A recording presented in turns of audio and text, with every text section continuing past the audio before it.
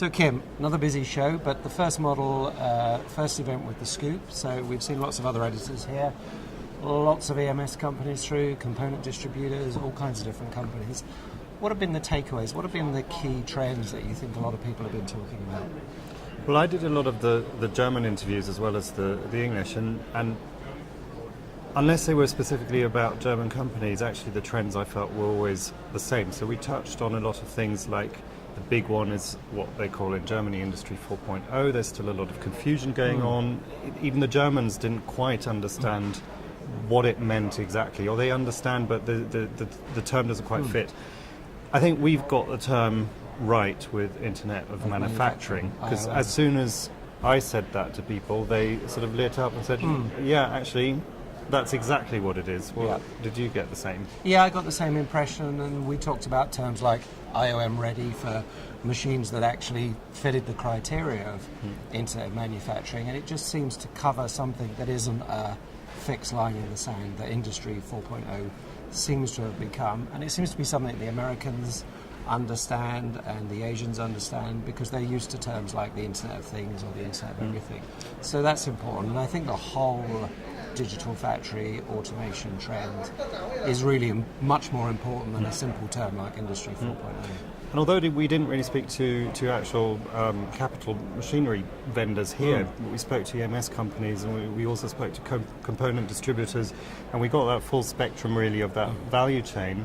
It was interesting to find out exactly how they fit into that overall Internet of Things, smart factory type of thinking, and the value they bring at each stage. Yeah, and that's where we move to that smart supply chain concept rather than smart machines or just smart lines or even smart factories.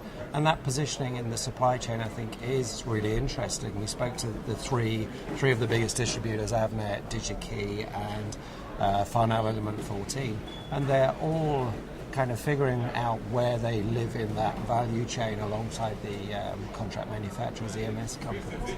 So it's interesting to see how that develops and what they put in that value chain in terms of innovation is clearly a very important part of it, and that's perhaps information from the component distributors, but it's actually real innovation services coming through from the EMS guys, and certainly they're talking about innovation more and more. Absolutely. Innovation was a big subject.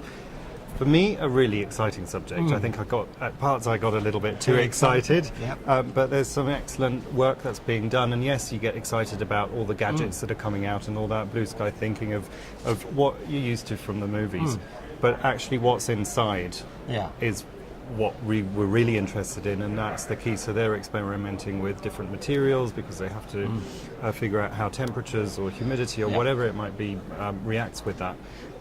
I still think what they're doing with it is amazing, what they're coming up with, but more so looking at it not just from an innovations point of view of, let's come up with something cool and fabulous, but how can we actually translate that into something that's manufacturable and can be rolled out to the world. In volume globally. And a couple of the ones that were interesting that we expected, I guess, automotive, wearables, both completely expected, but actually people talking about wearables in the car. So actually more supply chain collision even than we were talking about. And the other supply chain that I think I overheard on a conversation you had was the idea that wearables may well be in a position where it has to interact with the fashion industry as well. So it's not as simple as these black or white gadgets that Apple and people like that are fond of. But if you're wearing them, there's much more to it. That's why there's huge opportunity there of working not just on the electronic side, but people are starting to work with fashion designers, as you say, because we want to wear different things that are making our lives easier, ultimately, switching on and off lights or doing whatever, understanding what you're feeling like and changing the mood as you're walking into your home or whatever it might be, your clothes interacting with you. But again, going back to the industry, it's sort of the implications on that supply chain of how to do that, and now actually integrating all sorts of people that otherwise wouldn't have been involved previously. Like the easiest one is fashion. So you've got, I don't know, as somebody who makes a handbag, and all of a sudden they are talking with techies about what they can do with their handbag. So yeah, and we saw something that was ostensibly a fashion pendant that was actually an activity monitor. So I think those things are really important. The last thing that came across to me is people are still struggling with thinking of how they describe a business that we've been calling EMS for some time. I know I've used the term product fulfillment, and I know other people have used different terms, but really it's much broader than electronics, it's much broader than just manufacturing, and the key is service. It's a service industry. Has anybody come up with the killer term as far as you're concerned, or is maybe product fulfillment's the best we've got at the moment?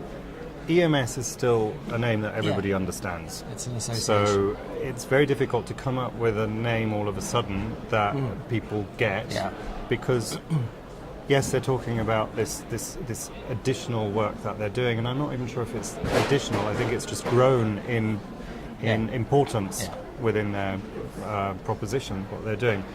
Everybody's talking about it. The small EMS company is talking about it, that they're getting involved on the design stage, they're cooperating with their customers, that end of the spectrum. They also provide that middle bit, the important manufacturing bit, which is cool. But they're also going into that end bit of recycling and reworking along the way as well. So I think the term EMS is still... It still works. Going to be around. It still works. People associate it with those companies, right from the tier ones all the way down to the much smaller companies that maybe just do part of that value chain. Fantastic. Kim, it's been a lovely week. I've enjoyed it, and thanks very much. Thank you. Thank you.